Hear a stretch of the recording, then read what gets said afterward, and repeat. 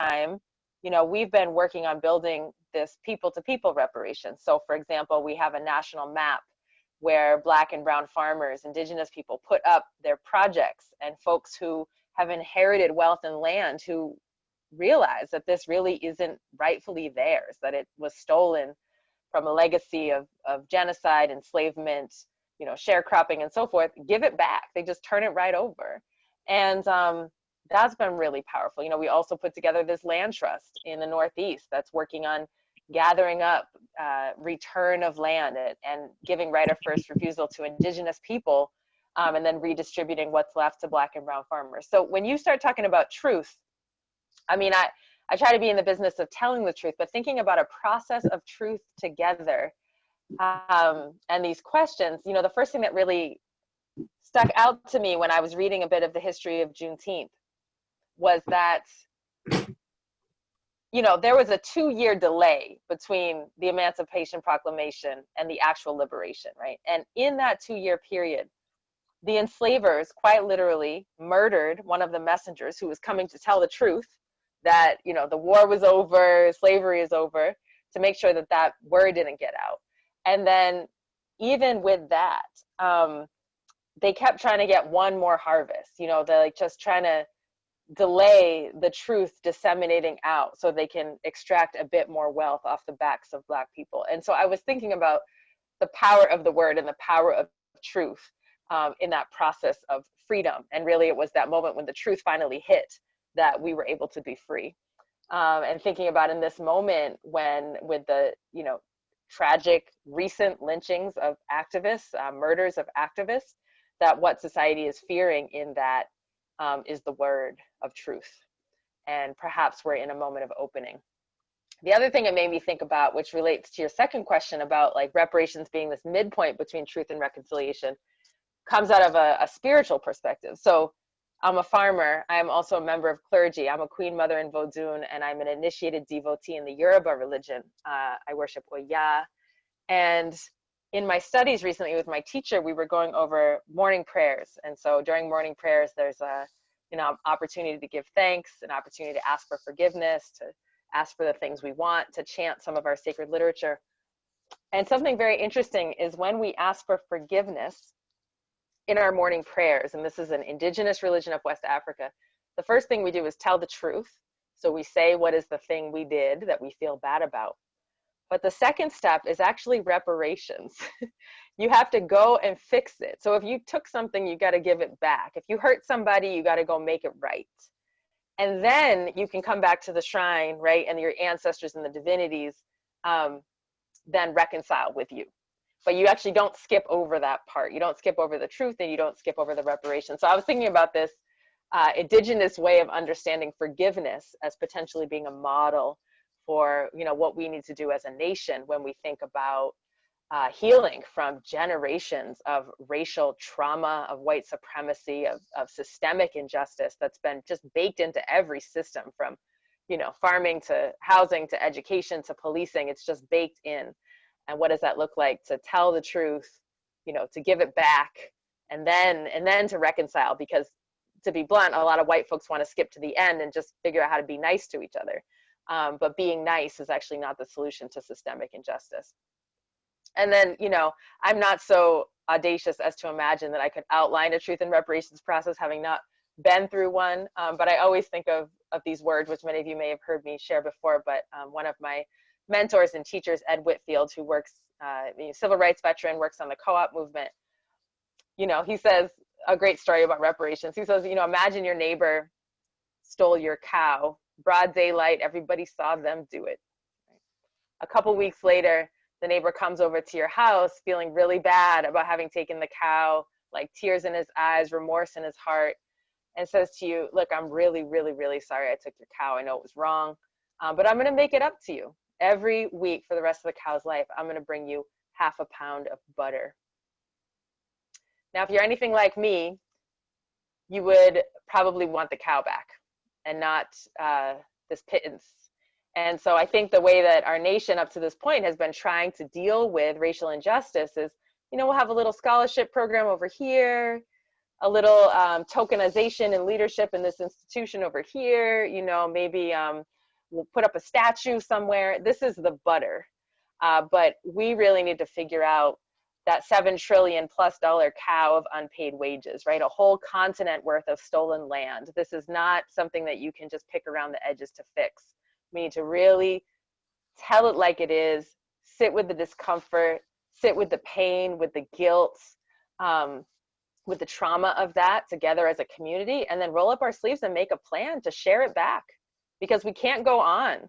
We can't go on with a 16-to-1 wealth gap where a white baby, when they take their first breath in this country, is 16 times wealthier than a black baby, and not because they did calisthenics in the womb to earn it, right? It's because the ancestors of that black child had everything taken from them. And we need to look at that. And I think that will be the first step towards creating the society of justice and healing that we desire. So thank you. Thank you so much, Leah. I deeply appreciate that. And I want to now go straight into introducing Queen Mother Mashariki, and I'm going to say a little bit more about her. So Queen Mother Mashariki is a lifelong resident of Indianapolis, retired from Indianapolis Public School District, continues to support public education, married for 40 years, 5 adult children, and has been on the front lines, one of the founders of multiple organizations, including Red Beans and Green Community Food Co-op, the Indianapolis Jywanza Committee, Neighborhood Youth Committee, Youth Brigade, Ujama Institute of Cultural Development and Rites of Passage, over 30 years, part of her local PTA, and is currently the National Female Co-Chair of NCOBRA, which is the National Coalition of Blacks for Reparations in America.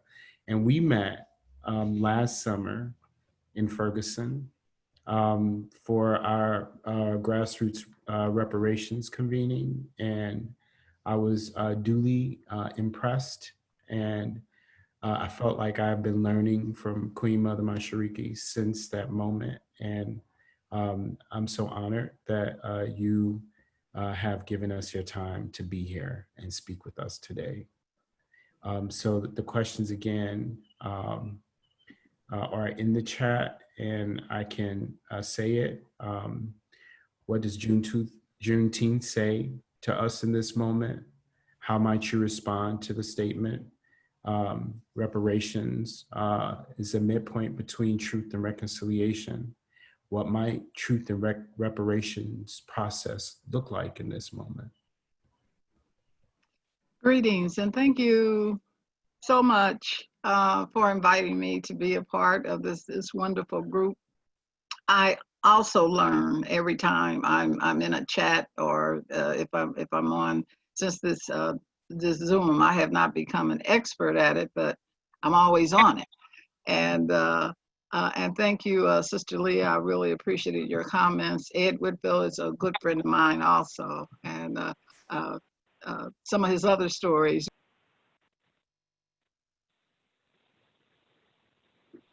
Okay. I think you're muted. Okay, can you hear me? Okay.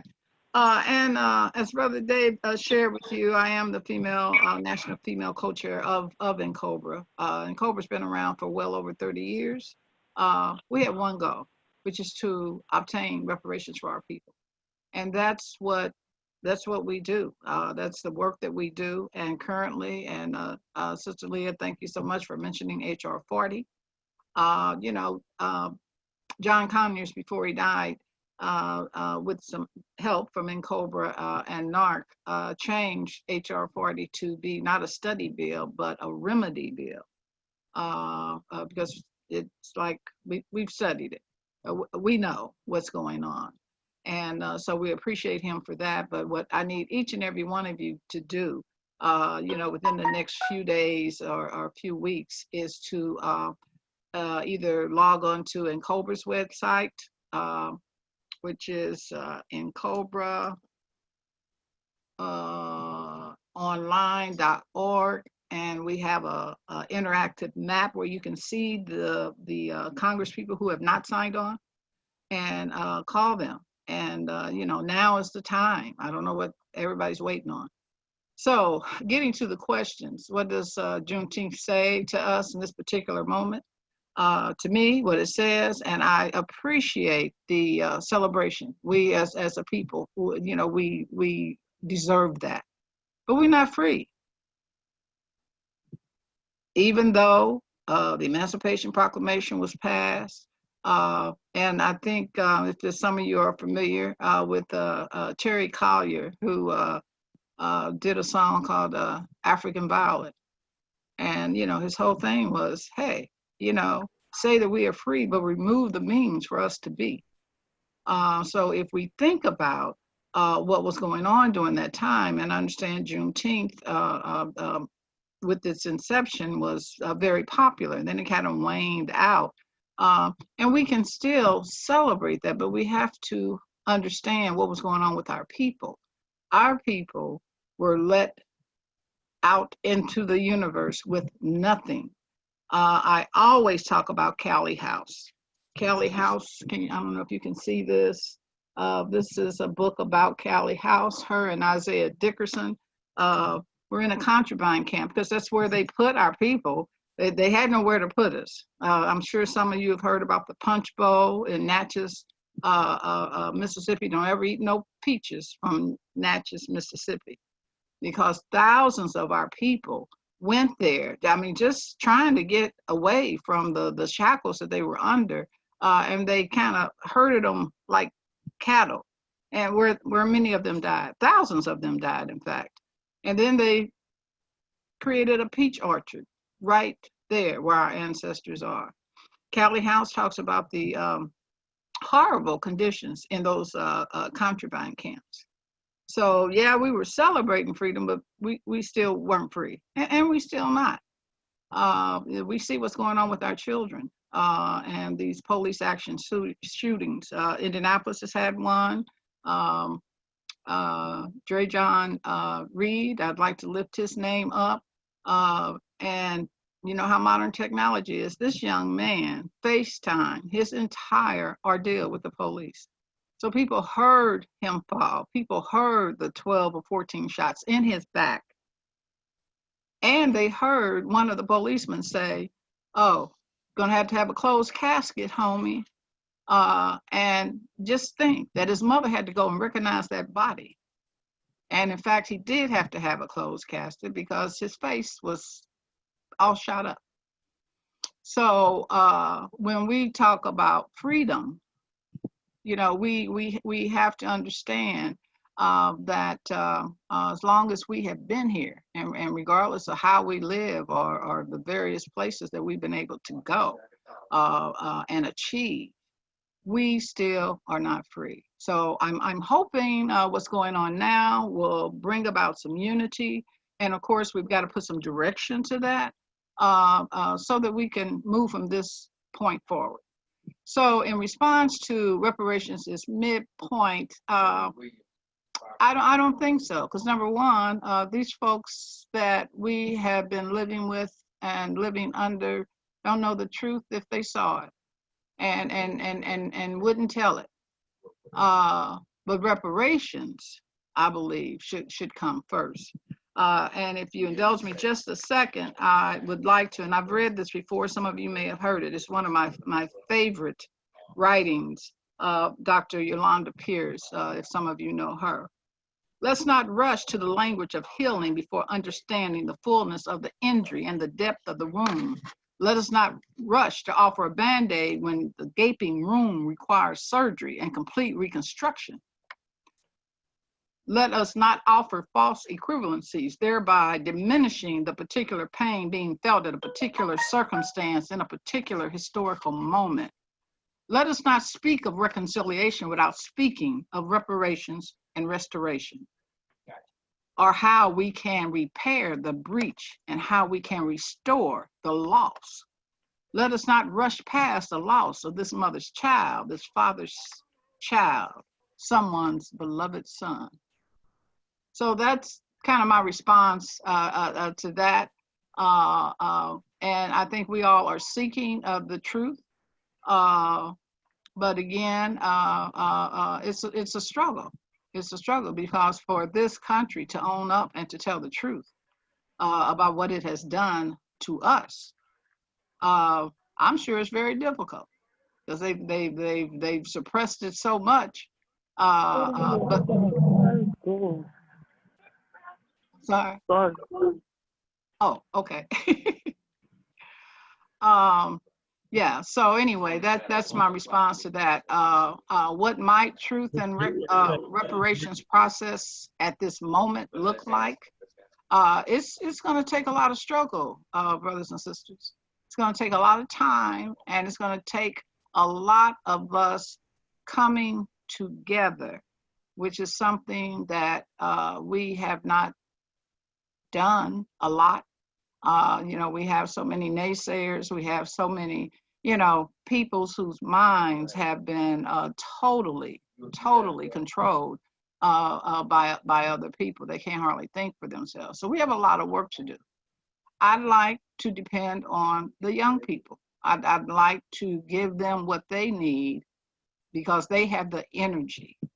And that's what NCOBRA is trying to do. Our convention is coming up the end of July, and our focus is on the young generation and how we can come together because many of us are of the age that we need to be able to sit down.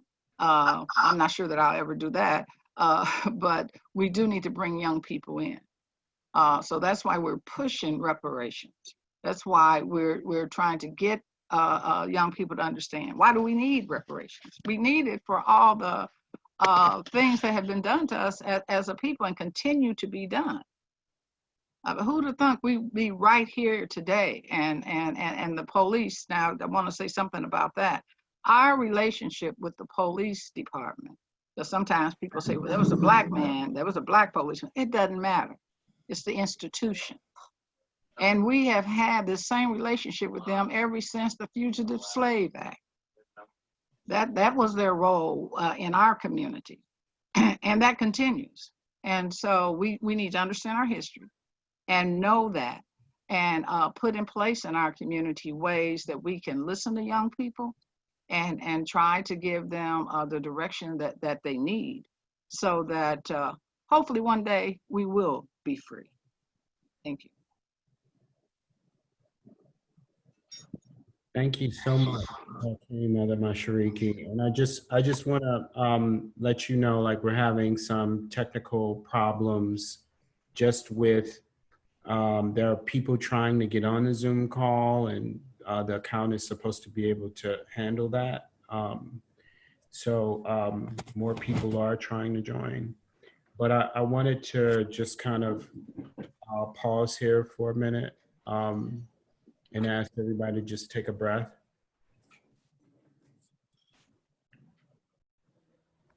And also, I want to point out the UN has described reparations in 5 areas of compensation, restitution, healing, spiritual, mental, physical, satisfaction, which is a building of cultural institutions, the putting up of memorials, education, and also guarantees of non-repeat. How do we create a system that does not reinforce or do the same thing that the system prior to reparations did? So how do we change it? And thank you, Queen Mother. Really appreciate that. And I wanted to now move to Professor Margaret Burnham, who's a professor at Northeastern University School of Law, founder of the Civil Rights and Restorative Justice Project. And Professor Burnham has worked at the NAACP Legal Defense Fund, and also worked with the Communist Party USA as a lawyer and is well known for defending Angela Davis. Professor Burnham was the first African-American woman judge in the state of Massachusetts, and serving as Associate Justice of the Boston Municipal Courts until 1982.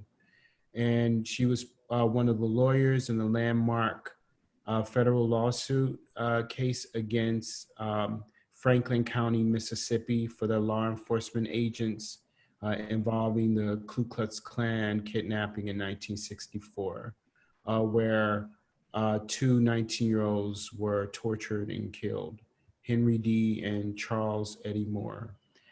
It's such a pleasure to be in this conversation with these distinguished panelists. And Professor Burnham, we'd love to hear from you.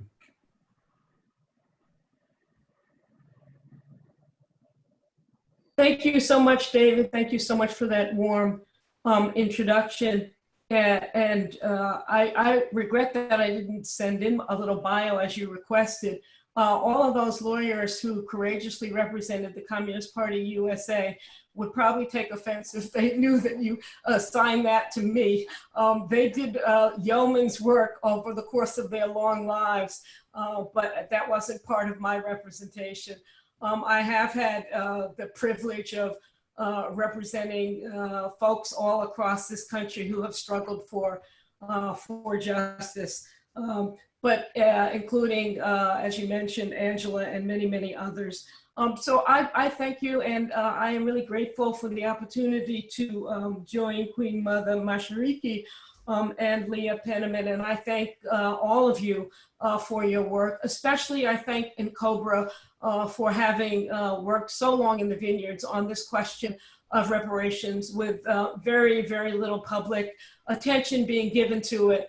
NCOBRA has kept on this and deserves to and will provide a leadership role as we move into this next iteration of the struggle for reparations, which is a 150-year-old, 200-year-old struggle in our country, in the United States.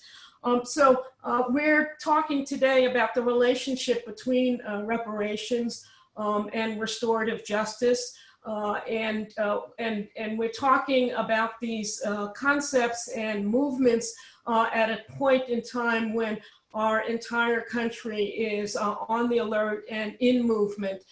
As a senior, of course, someone who's been committed to the progressive movement my entire life, I really didn't know when folks would get back into the streets again. So although obviously the cause is one that gives us great pause and is both is sad and enraging at the same time. We are also thankful that our young people have taken to the streets, and we know that it is our responsibility, all of our responsibility, to maximize the potential of this moment because it too will pass. And certainly it's in that context that the work that NCOBRA has done for so many years to put reparations on the table, queuing it up with John Conyers and now with Barbara Lee taking the word to Washington, and also invigorating the grassroots and taking this question to the UN. Without all of that work, we wouldn't be in a position where reparations would clearly be so prominently on our agenda today. So I'd like to say just a couple of things. First of all, I think we need this, as we begin to think more deeply about what a reparations process or project would look like in our country. I want to say a couple of things. First of all, I want to say that reparations has to be conceived in the context of a struggle against capitalism. It has to be situated in the struggle against racial capitalism. And so, you know, and that provides not just a context for us to think about reparations in the United States, but it also positions our reparations movement within a global structure and struggle around capitalism and colonialism. Because we know, as we know, capitalism really never pays its debts, and that's true not just only in our own country. It's true not just with slavery, but it's true in the aftermath of slavery.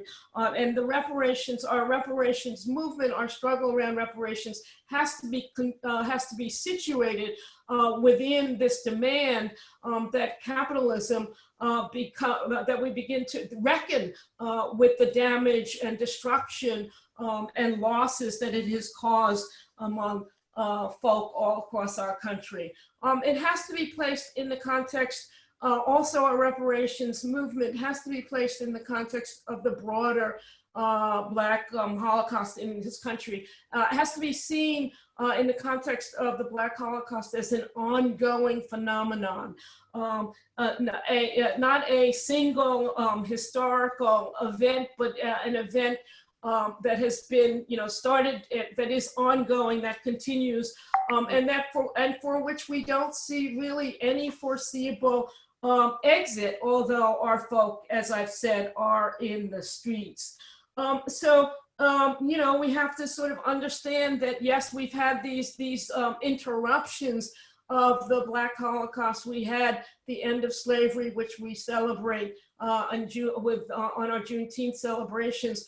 In 1865, we had Reconstruction, we had the Civil Rights Movement, then we had the Obama presidency. But these are merely interregnums on a long, long trail of Black domination. So the reparations movement has to be seen as one that lifts up the dynamics of African American oppression in this country, and the oppression of people of color, of poor people in this color, that lifts up these 5 elements of that oppression, which include exploitation, marginalization, powerlessness, cultural domination, and violence. And so, we've worked on all of these fronts, and all of them are, we engage when we talk about, when we discuss and put forth a demand for reparations. I want to say further that reparations is not a standalone remedy. It's not a substitute for other requirements of justice, like equal access to opportunities across our country. It's not about affirmative action. Reparations is a structural dynamic, a structural demand that has to be put on the table with all of, as a transformative demand that has to be put on the table with the other requirements of what it takes to make justice in our country today. And then finally, let me just say as well that reparations has to be seen in the context of the current struggles around abolition. And so when we, obviously what today the demand is to abolish policing as we know it. And we have also seen the demand to abolish prisons. And so, as we come out of our Juneteenth commemorations, we have to think about our work, including the demand for reparations, in the context of this larger and ongoing abolition movement. Movement towards liberation and abolition, abolishing all of the structures, the infrastructures, the superstructures, and the systems that have perpetuated Black oppression over these long years. And obviously that comes from the abolition movement that ultimately results in the victory, which we commemorate with Juneteenth. But we have to see also, when we talk about abolishing prisons, we're also talking about looking very closely at the structures that keep us subordinated, and marginalized and subjected to violence, and that strip us from our cultural roots. We have to see that also in the context, when we talk about abolishing police. We have to say to our folk, are we leaving our folk without security and without safety when we need it? No, we're not proposing that at all. We are proposing that we need to take control of our own safety. We need to create our own safety and security. We need to create and support and have the wherewithal to support our own communities, and we need to have a different relationship with a state which is not delivering what it promises and delivering what it is responsible for, i.e. safety so we can walk down the street, healthcare so that we are not disproportionately subjected to pandemics like COVID. Pandemics are always going to expose us to expose the fault lines in our system. But this is a state that has failed us. And therefore, when we ask for abolition, what we're putting forth is the view that something new has got to come out of this moment. Something new has got to come out of this time. And let me just say finally, the relationship between restorative justice and reparations. I could say more about what I think the theoretical and doctrinal and practical relationships between all of those are, but let me just say that these are theories of repair.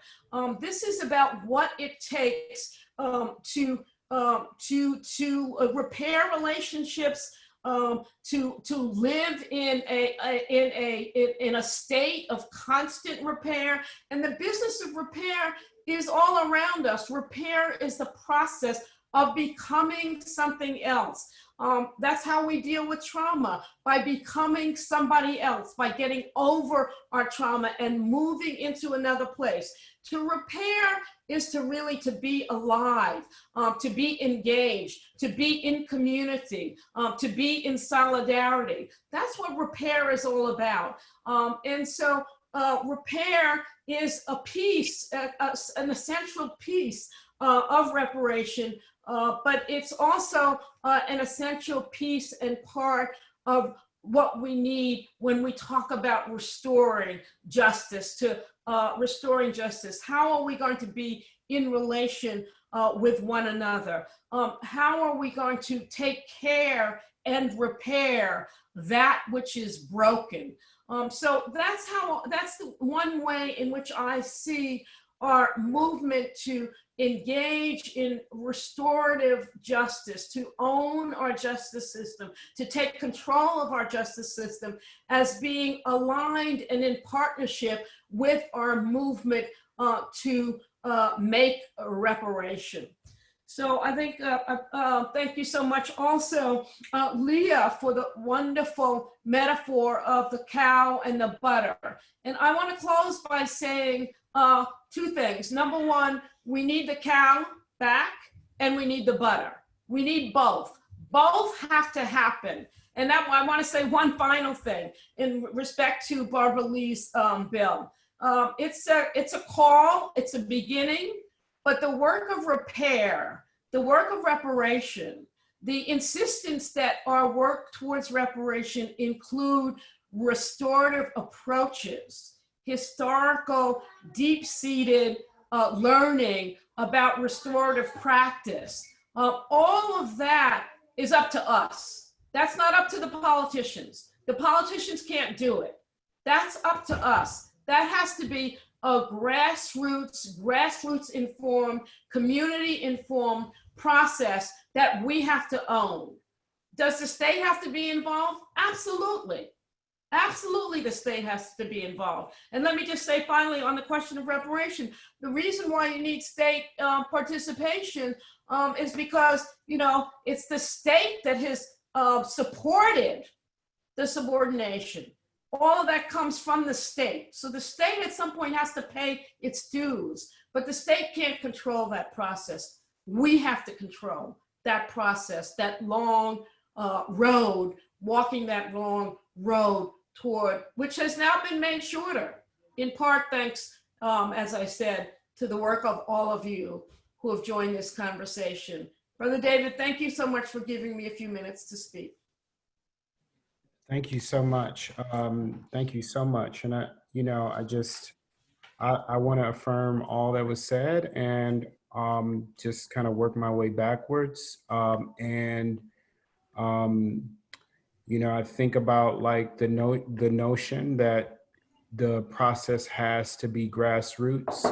And I think back to when Mike Brown Jr. was killed in Ferguson and we started the Truth Telling Project for the express purpose that people were calling for a national truth and reconciliation process. And we insisted on a local truth-telling process where even though people from all over the country came, people could tell their truth. And it was about us healing and us dealing and us affirming each other and also providing a platform so people can learn about not just police killing people, but the structural violence that's rooted in. And I really appreciate you talking about repair as a process of becoming. And also I appreciate Queen Mother Mashariki talking about like the insistence on a reparations process, right? That has continued since we've been here on these shores. And given the ongoing violence that Black folks are experiencing, like what our future descendants and we as ancestors demand. And I appreciate Sister Leah Penniman for speaking to the spirituality embedded in like the notion of reparations and this idea that when we're looking for forgiveness, we tell our truth, right? And before we move on to anything else, there has to be repair. And so we're gonna take about 15 minutes. Amy is gonna divide us into groups. And I would like for you all to spend a few minutes. You can either respond to the questions that are in the chat feature and I can just paste them there. And it's gonna be about 5 to 6 people per group. Oops, sorry. But you can also respond. I cut and paste the wrong thing in there. But you can essentially respond to what was said and what was said, what stood out for you, and what questions you have. So Amy, go ahead and let's put people in those groups. Okay, I think everybody will see a dialog box that you'll have to click to join your group, just FYI. Here we go.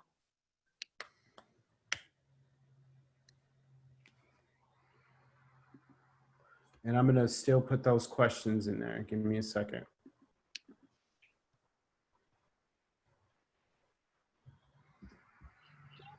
Some queen and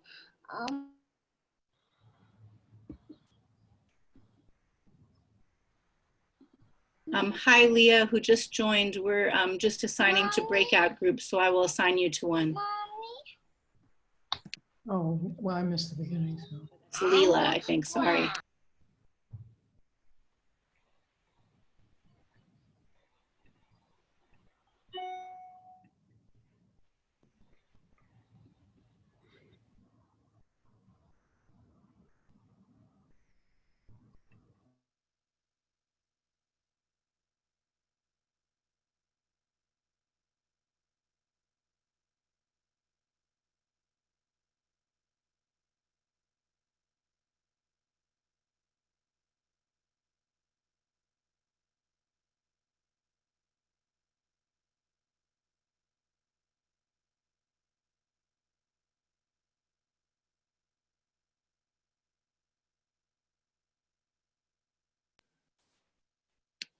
So folks who are still in the main room, let me know if I can help you figure out how to join your breakout room.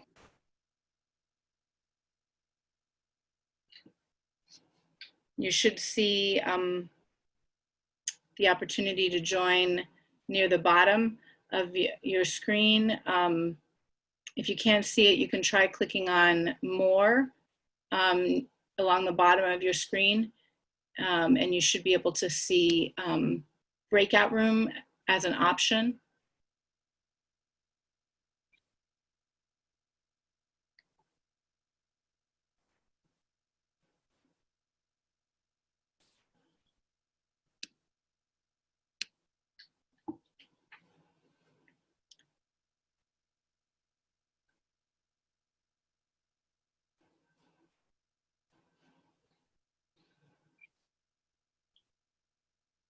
And all together, green and brown. Okay, baby, just a sec, okay. Green and brown. Maybe we can pause the recording for a minute. Yeah, sorry. No, not a problem. Evidence of that is in the current crisis in South Africa, wherein the majority African community is still suffering deep marginalization and economic deprivation and discrimination. And so the TRC on that score, in as much as it did not really exemplify or enact fundamental change, fundamental economic change, and that may be asking too much of a TRC. But also the TRC made a decision that it was not going to, it was going to require those who participated in the TRC to drop any claims that they might have against those who had wronged them. And that's a question that is available for every TRC. There are many who think that the TRC made the wrong call there. There's much to learn from that experience, and we are all the richer for it. But there are also lessons of warning to be learned from the TRC. Thank you. Queen Mother Mashariki. Of course, I did not. Am I muted? Can you hear me? Mm-hmm. Okay. Mm-hmm. Yeah. And Sister Margaret, I really appreciate your comments. When I was in Durban, South Africa, as well as we also was in Soweto, and talking to the people on the ground, they really did not feel like they were affected much from the Truth and Reconciliation Commission there in South Africa. And so, as Sister Margaret said, there's lessons to be learned. So we need to look at that history and make sure we don't make the same mistakes, number one. And of course, it's a different animal, very similar, but very different. So we have to look at that. Now, I did not quite get the question on Tulsa. What was that? It was private. All right. So someone mentioning the $6 million fund that the Sarah Foundation created to honor the victims of the 1921 Tulsa massacre, and maybe Tulsa is coming up. The president at one point was saying that he was going to go speak in Tulsa on June 19th. A good friend of mine, Rico Wright, just announced that he was running for mayor of Tulsa. Check him out; he's amazing. But maybe if you want to speak to this piece, because we often think that reparations is just for slavery, but we all know it goes beyond that, because you know, after the enslavement period, you know, we had to deal with Jim Crow, and then imagine how our young people would feel if a place like Tulsa had been able to flourish.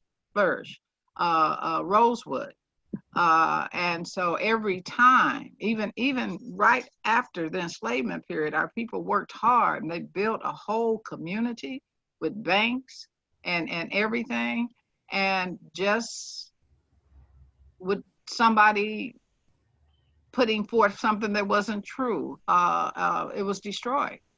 And so we see whenever Black progress, is on the rise, somebody's trying to figure out how to dismantle it and how to destroy it. So we've got to learn those lessons as we're moving forward and building these new communities that we talk about. And I think Tulsa probably, if they looked at it in retrospect, part of their issue was, I don't think they had a security force. And so I don't know if you all recall when 40 Acres and a Mule came about, and the ministers that talked about that and wanted that said, we've got to have someone to protect us, because they already knew what was coming after them. Of course, we see what they did with that. We still have people in the South who are NCOBRA members that keep talking about the 40 Acres and a Mule. They're serious about it. So we've got to, what I just want say. 40 acres too. How about that? No, that's okay, but we have to learn the lessons from the past so that we don't repeat those, because they keep doing the same thing, regardless of what you may thought or think of the MOVE community in Philadelphia. They bomb those people in modern times, and so we know what they're capable of. And so as we're building our new communities and getting our young people on board, we have to teach them that history, and we have to plan strategies on how not to repeat it. So we are at our time, and I just want to thank our guests for being a part of this. I want to thank everyone for taking time out of your day to learn and honor the legacy of the freedom of Black folks who were held in bondage in this country and all over the world. I want to stop and give Amy, who is part of the Community of Living Traditions at the Stony Point Center, a chance to make a few quick announcements. We have some upcoming stuff real quick. Hey, everybody. Yeah, thank you so much. This has been really amazing. And as Shirley said at the beginning, this session is part of a series that we're doing as a community to try to basically use this challenging time to live into a new normal and be part of living into a new normal that's more just for everyone, rather than going back to the old normal. So I'm gonna just paste in a URL here that basically describes the series, and it contains some of the information on the upcoming events that we're having. It's every Wednesday at 5 p.m. Eastern time. And next week will be focused on a commemoration and discussion of the Stonewall Uprising. And the week after that, we will be doing a book discussion on emergent strategy by Adrienne Marie Brown. So, and you can check that page also for updates on future sessions. Thanks, everybody. All right, thank you all. And we will, for folks who ask questions that we didn't get to, I'll send them to our speakers and see if they can respond. David, I just want to say thank you too. And I've been reading the questions in the chat, and thank you so much for the questions. They're really very thoughtful and provocative, and it sounds like a lot of people have a lot of knowledge to share on these subjects. So I hope we'll get to talk as a community again. And I also encourage folks to take part in the movement for Black Lives, actions in defense of Black lives. We are in trying times, and part of making repair, part of is showing up. And so show up in whatever way you can, and also reach out to your congressperson and encourage them to sign and push for HR 40, which is the reparations bill that that was put forward. I think that's it. There's one thing that popped in my head. I'll be forgetting stuff, but such a pleasure to see so many friends, and I'm just gonna blow kisses at all of my friends. All right. Thank you all.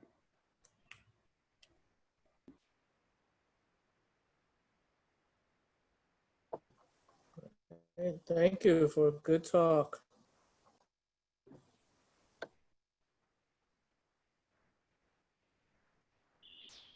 Bye, Dave. Love you. Love you too. Mwah. Mwah.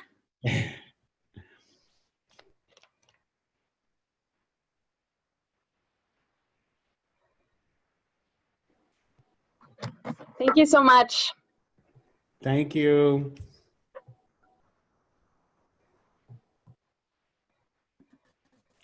Thank Hey, Bess. you. I look forward to the next one. Word. Thank you so much, Andrea. Yes, there is a recording, and we'll send it out in an email to everyone who registered. So you'll get this. Thank you, Jill. Sean, it's good to see you.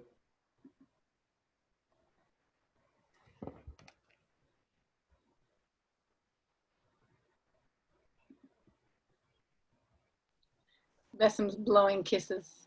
Hey, Bessem. Mwah, mwah, mwah, mwah. Are you gonna save the chat? Yep, I already did. Okay. Hmm. Do you want to debrief or should? Sure. Look, why don't we go into another room? Okay.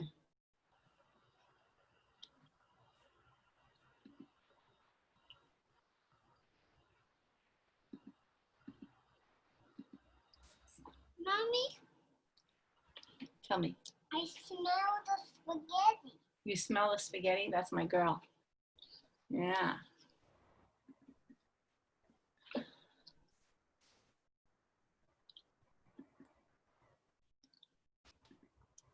I'm just going to remove everybody who. Yeah. I think they're probably just doing other things.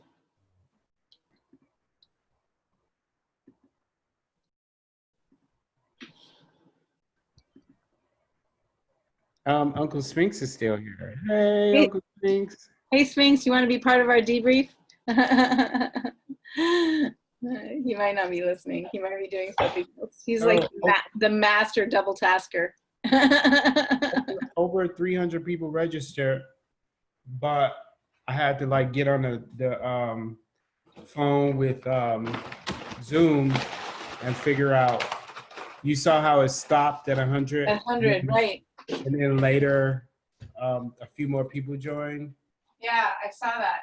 I got a bunch of emails of people saying that they weren't allowed They in. couldn't get on. That sucks. I'm sorry, I'm right here just getting spaghetti for Bessem.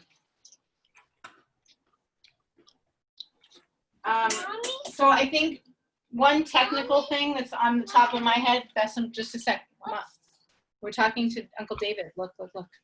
Is that I think that we should click the mute participants upon entry option as like a standard. And I just learned how to make like a meeting template.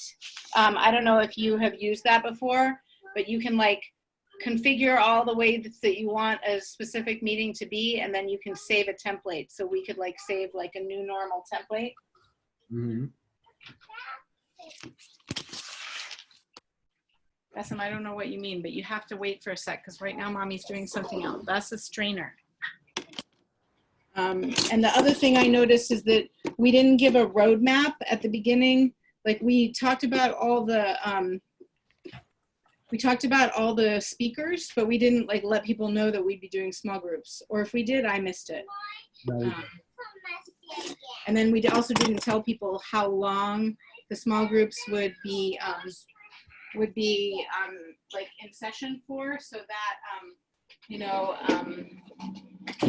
probably like impacted people's experience. You know what I mean? Mm-hmm. So those are the logistical things I noticed. Okay. That's really helpful. I love the opening. I loved the intentionally asking people to change their, you know, like add their pronouns. I feel like we should do that all the time. And I loved the saying of the ancestors' names.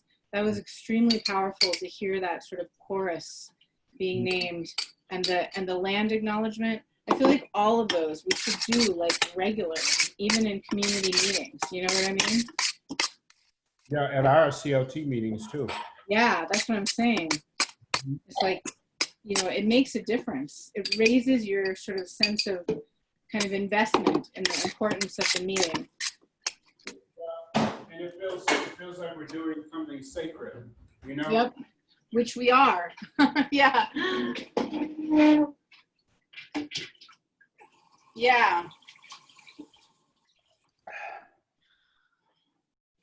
Well, I thought Shirley did a wonderful job on her intro. Yeah.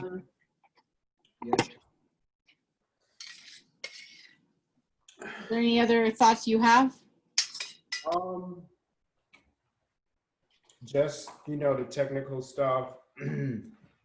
We got to remember to record, and that's my bad. And I just, like, I was going to chat you and say record it, but I just, like, You were going to what? I was going to chat you. I forgot to say record.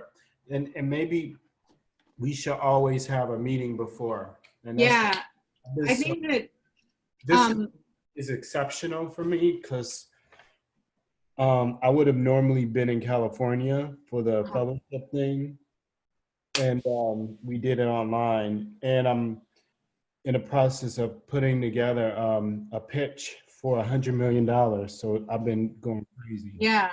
So about the record thing, if you make a template in your Zoom account, that way you don't have to like change your default to always being record, but you could set up a meeting template for the new normal series where the default for that in that template was always recorded. You know what I mean? Yeah, that's a good point. But of course you'd have to have enough space to well, I mean, I temporarily added more space for now. Okay. Until we figure it out. But I gotta, let me roll. I'm gonna go have dinner with Sankara and Danielle. Okay. I'll see you later. Yeah, talk to you soon. We should find a time to talk about next week because. Okay. All right. Sunday. What? Sunday afternoon.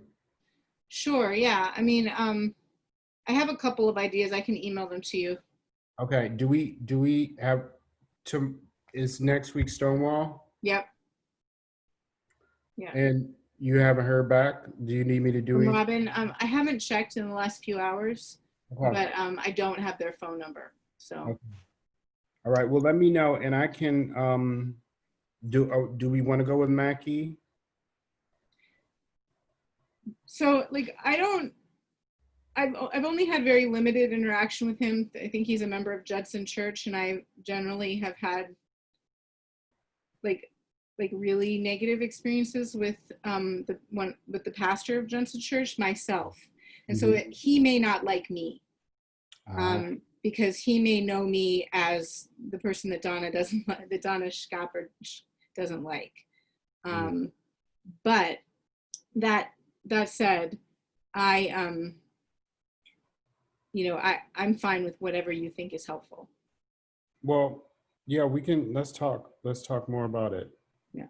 You know what I mean? It don't make sense to try to, you know what I mean, force, you know what I mean? So so we can also reach out to Ray, the ED for the I want to say, what is it? Is Middletown? Yeah. The middle collegiate. No, Middletown LGBTQ Center. Oh, that would be nice. All right, so I'll go talk to Danielle right now about it. Okay. And I'll let you know. All right. Thank you so much, David. This is great. Yeah, word. I really enjoyed this. Oh, I mean, it's amazing work. Thank you for all your amazing work. I know. Thank you too. I know you've been doing a lot of the unsexy work, but it has to be done, and I honor that. I honor your organizing in this community, and I don't think any of us would enjoy this experience if you weren't doing what you're doing. So, oh, wow, thank you. I was also just about to send a doozy note to the CLT core list, which I'm questioning whether I should send it, but I saw Kitty's note about how we all have to get notarized signatures to the PMA, and I'm like, WTF? I'm like, I think we should withhold them, like, until they respond to us. yeah. Like, what the hell? Like, why would I sign something about my intention of leaving this place on a certain timeline, which is what I'm assuming. This place on a certain timeline? I'm assuming that's what the document said. They didn't say anything to us before that we had to return a notice with, like a notice to the PMA. They just said we would get a notification from the PMA. They would communicate with us. Nice. But now Kitty's writing that we have to sign and notarize 2 copies of this document, and I'm like, I'm about to hit send on this note that says, oh hell no. So just FYI. Is that the document that they just said about CLT? Here's what she says: for the 13 of you that receive a stipend, etc., I have put the agreements with PMA for the next 3 months of your staying here in your mailboxes.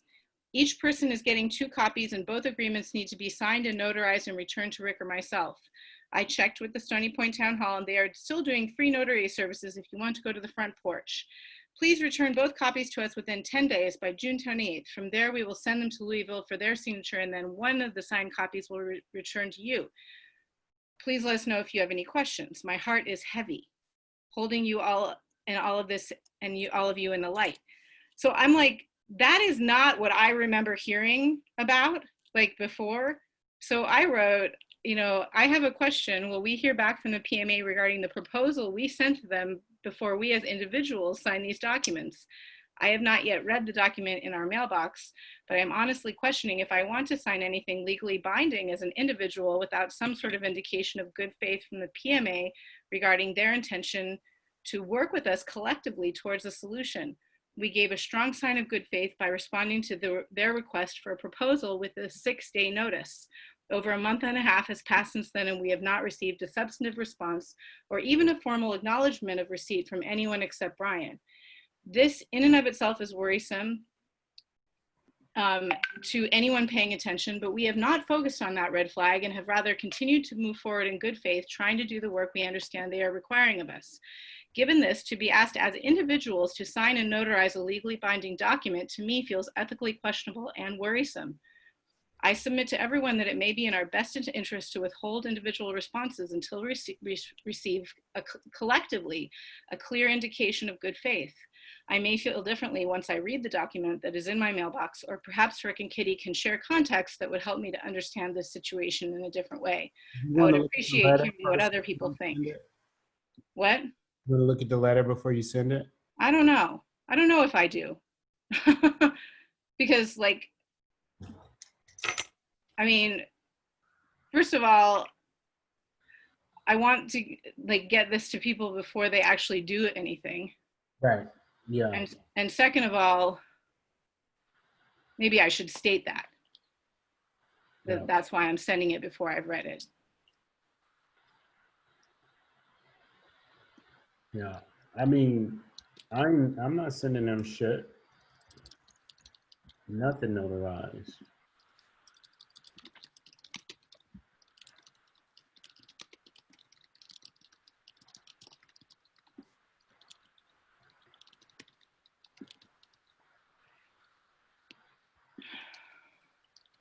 Because it sounds to me like what they're trying to do is, like, make it like basically an eviction notice. That's what it sounds like.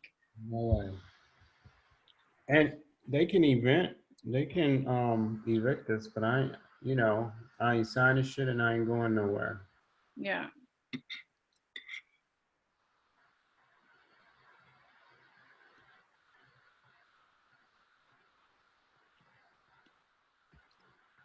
No, no.